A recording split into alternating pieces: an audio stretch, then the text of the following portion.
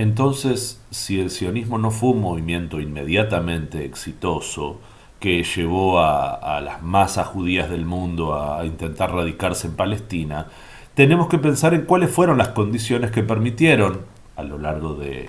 ya del siglo XX, que se presentaran las condiciones para que se estableciera un asentamiento importante judío en Palestina con la intención de formar un Estado nacional. Esas condiciones van a explicar, en última instancia, tanto las condiciones de posibilidad para el establecimiento del Estado de Israel, eventualmente, un proceso que llevó unos 60 años,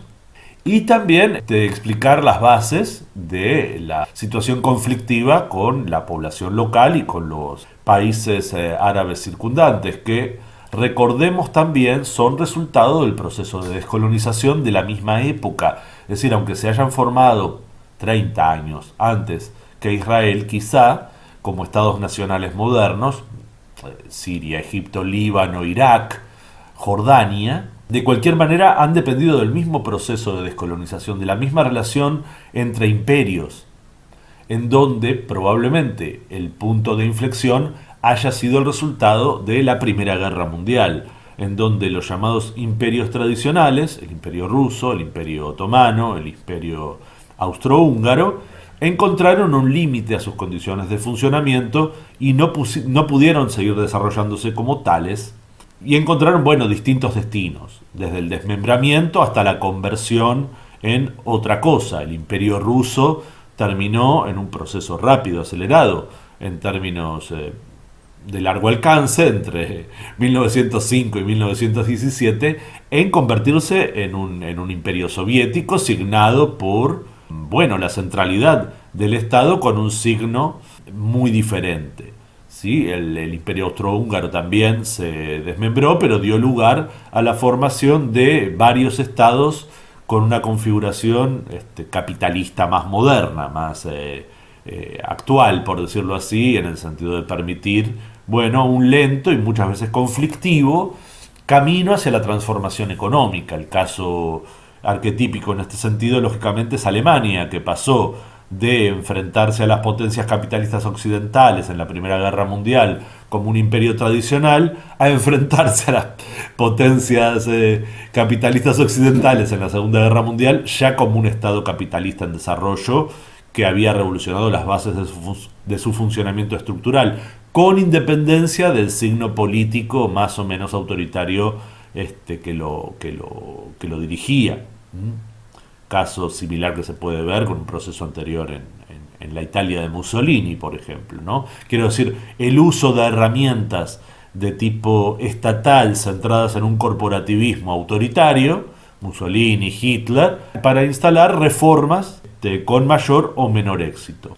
Y el tercer caso, que se dio algo diferente, es el desmembramiento definitivo y la práctica desaparición, como fue el caso del Imperio Otomano, que es el que más nos importa porque es el que ocupaba Palestina, por decirlo así, el que controlaba de manera soberana la región de Palestina. De tal manera que su desmembramiento y la ocupación de los imperios occidentales de buena parte de la región dio por un lado lugar al nacimiento de lo que es la actual conformación del Estado Nacional turco, y por otro lado la aparición de una serie de estados nacionales bajo el control, llamado mandato, bajo el predominio de imperios como el francés o el británico. De tal manera que se dan varios procesos en paralelo, pero convergentes. Por un lado, el imperio británico, carente de capacidades de colonizar la región con población propia, porque su propia organización capitalista había cambiado y debía actualizarse también, entonces estaba en cierta crisis, no tenía colonos ni intereses particulares económicos en la región que pudieran considerarse extraordinariamente válidos. De hecho, cierta falta de previsión hizo que no siguieran controlando, por ejemplo, espacios como la Arabia Saudí, que se independizó en la década del 20 y bueno, mantener el control sobre la región le habría dado eventualmente control sobre las enormes reservas petrolíferas de la región. Pero no se dio el caso de ese control y surgieron una serie de repúblicas, mientras que en Palestina había una incapacidad de organización de un Estado nacional, de tal manera que se retrasó. Y esto quiere decir tanto que la población local no estaba en condiciones de hacerlo, por sus condiciones de vida precedentes, pero tampoco el sionismo podía hacerlo. Entonces el mandato británico se extendió en el tiempo, pero facilitó, al reconocer el derecho, por decirlo así, del pueblo judío de tener un hogar nacional en Palestina. Ese reconocimiento que se dio a través del Foreign Office, es decir, la declaración Balfour, tuvo importantísimas consecuencias porque, lógicamente, cuando se declara eso y no se consulta a la población local, se abren las puertas a un conflicto. Pero claro, en el momento el Imperio Británico seguramente consideraba que podía mantener control político y militar sobre la región y no le preocupaba la repercusión del hecho. Ciertamente esto ya en la década del 20 del siglo, en la tercera década del siglo XX, comienza a dar muchos problemas porque la evidente intención del asentamiento judío sionista de generar las condiciones para la existencia de ese hogar nacional étnico, es decir, para los judíos, generaba problemas y conflictos, porque ya no era población inmigrante que venía a convivir con la población local, sino que era población que pretendía construir una organización que fuera hegemónica, que controlara los designios políticos, económicos y sociales y culturales de la región, de tal manera que comienzan a presentarse resistencias, y estas resistencias encuentran eco en los estados árabes en formación alrededor, también étnicamente identificados y, para peor, bueno, religiosamente homogéneos en torno a la predominancia del islamismo de base suní. Caso diferente al iraní, por ejemplo, que tiene una trayectoria histórica muy diferente en toda esta época, étnicamente es diferente, culturalmente es muy diferente, y en términos religiosos muestra el predominio, o ha mostrado el predominio, del islamismo chiita. El caso es que el sionismo realizador, el que prácticamente estaba desarrollando el asentamiento en Palestina, debía enfrentarse más bien a la primera serie de obstáculos, agregándose a esto que se dio el caso que la emigración con la que el judaísmo podía contar para el proyecto sionista no era la que se pudiera haber pretendido en una primera instancia. Las comunidades judías europeas occidentales mostraban tendencia o a quedarse en las naciones que les habían dado cobijo anterioridad, con todos los problemas de antisemitismo que pudiera existir allí, fuera el antiguo religioso o su transformación en el antijudaísmo de base nacionalista, tendían a quedarse ahí o a emigrar a Estados Unidos o América en general. No hubo una percepción de que era una buena idea mudarse a Palestina en esa época. Quienes consideraron que era mejor idea era, por otro lado, parte de las comunidades que vivían más oprimidas, más pobres en la Europa oriental,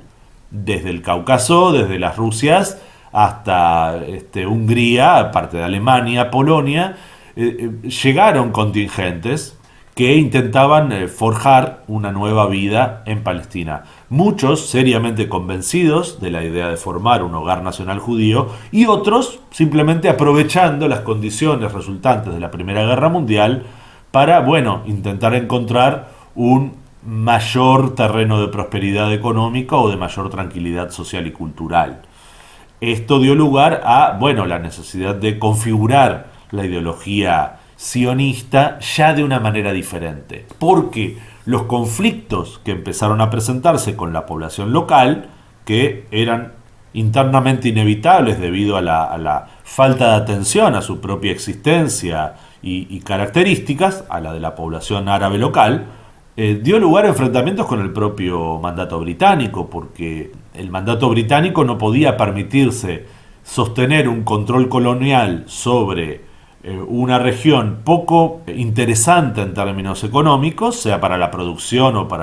de materias primas o para la producción de otro tipo de exportaciones, salvo algunos productos locales que tampoco eran estratégicos ni determinantes. ni mucho menos se podía permitir un gasto económico muy grande en sostener la paz y el orden en un territorio conflictivo, en donde se daba también el caso de que persistía la transferencia de la ideología racista étnica muy vinculada al eurocentrismo. De alguna manera, el desprecio por lo judío podía ser grande, pero había un cierto reconocimiento de que esos judíos en particular se parecían más a la población europea que la población árabe con la que se encontraban ahí, de manera que el etnocentrismo europeo funcionaba muy bien porque tenía un diálogo cultural con la población judía en Palestina que no podía tener con la población árabe. Y esto también facilitó incluso la resistencia judía contra el mandato británico, que fue el siguiente paso, porque cuando el Imperio Británico en su representación local empezó a mostrar resistencia a cumplir con lo que había prometido, el establecimiento de un hogar nacional judío en Palestina, precisamente por los conflictos que generaba la idea con la población árabe, que era todavía mayoritaria en términos demográficos y que encontraba eco en las regiones circundantes, se encontró también con esta resistencia sionista efectiva en el terreno, de tal manera que se sentaron las bases para un conflicto más amplio, cuyo desarrollo se da a lo largo de toda la década del 30 y coincide con la eclosión del racismo biológico nazi en Alemania. Que, bueno, el racismo biológico en realidad, connotaciones de nacionalismo autoritario, no era una exclusividad de Alemania, estaba presente en la ideología en Francia, en Rusia, en Inglaterra, era algo sumamente presente. Se contagió de alguna manera también a Italia, un poco más adelante, pero estaba presente también en la lógica de Mussolini con muchos otros elementos ideológicos que hacían a un autoritarismo corporativo bastante identificable, la misoginia, otro tipo de elementos de esa especie. El caso, por ejemplo, español es curioso porque luego de la Guerra Civil Española, en la década del 30, derivó en algo ya un poco arcaico, que es un Estado autoritario, nacional católico, nacional religioso. Algo muy con mucho sesgo español, porque bueno, uno puede decir que es una cosa arcaica, un remanente obsoleto de la premodernidad, pero también muestra la resiliencia cultural española que es muy característica, muy fuerte incluso en la actualidad. Probablemente también por la carga de muchos siglos de historia propia y la conciencia de haber sido también un centro de atención global, un centro hegemónico global. Los siglos pasan, pero los remanentes culturales muchas veces permanecen, algo de lo cual el sionismo en sí es una muestra muy destacada como transformación de una parte de las ideologías judías. Recapitulando entonces, tenemos 4 elementos que explican la inserción ideológico-política del sionismo en Occidente y su expansión como movimiento, y también su éxito. Por un lado, tenemos el estado de la lucha internacional, que permitió este recambio de soberanía en el territorio palestino favorable a las intenciones del sionismo político. Tenemos el despliegue de la actividad colonial imperial británica, que puede considerarse que ya estaba en principios de decadencia, algo que se confirmó en la Segunda Guerra Mundial, pero que todavía era una potencia global dominante, probablemente todavía la primera potencia, en cuyo despliegue colonial se insertó el sionismo. Por otra parte, la expansión del modo de organización capitalista de las regiones fue importante porque a donde fuera que se expandían los imperios coloniales europeos, había una vocación de generar mercados, sea de mano de obra barata, de materias primas, de elementos que no existieran en las metrópolis, etcétera, en muy diferentes formas que, bueno, no conviene confundir, pero por la misma razón conviene nombrar de manera general en una presentación de estas características. Y por último, la extensión ideológica europeísta que llevó el modelo de valores modernos, de organización nacional moderna, de organización jurídica moderna, algo de lo cual el sionismo realizador se aprovecharía de muy buena manera, porque una de las cuestiones que permitieron a la población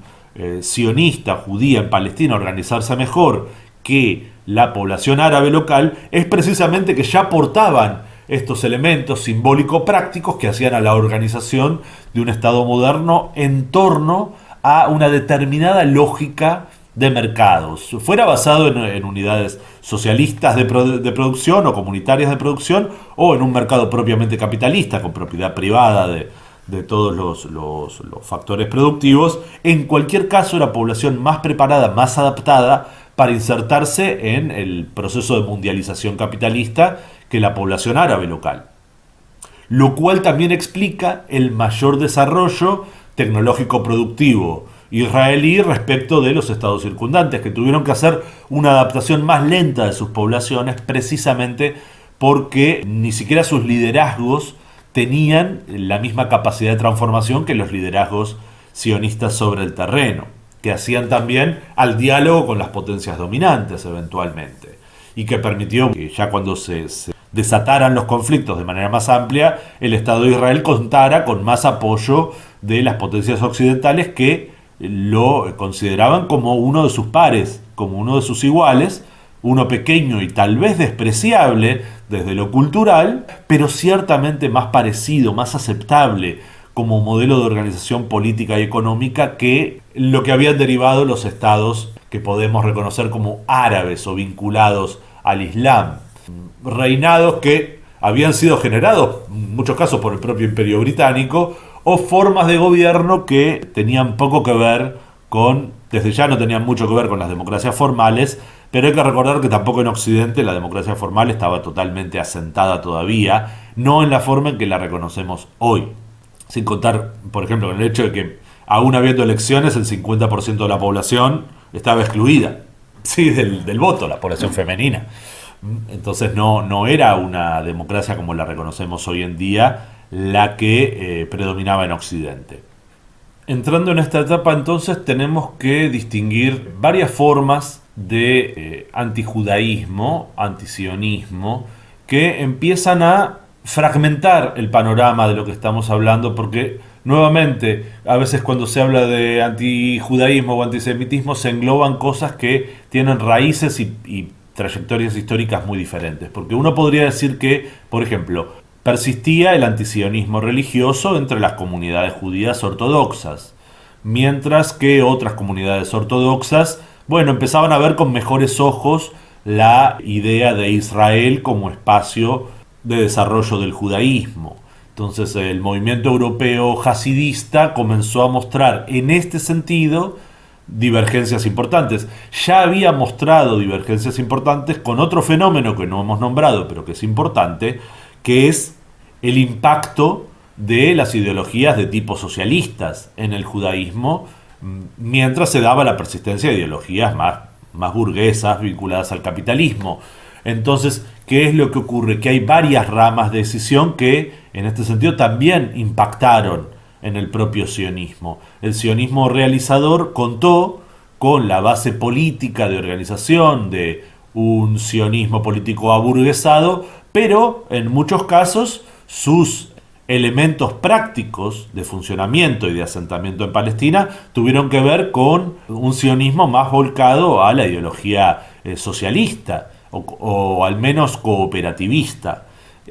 porque era gente también que emigraba de regiones en donde había habido cierta extensión de la ideología socialista, mientras que es muy importante tener en cuenta que en este periodo, luego de la Primera Guerra Mundial, comienzan a delinearse las bases del enfrentamiento entre el capitalismo occidental y lo que sería en principio la gran potencia comunista oriental, de Europa oriental, pero también de Asia, que es la Unión Soviética, algo que también impactó en el desarrollo de las relaciones Medio Oriente. Porque así como Israel terminó contando con el apoyo de Occidente, bueno, en alguna medida, relativamente menor, la Unión Soviética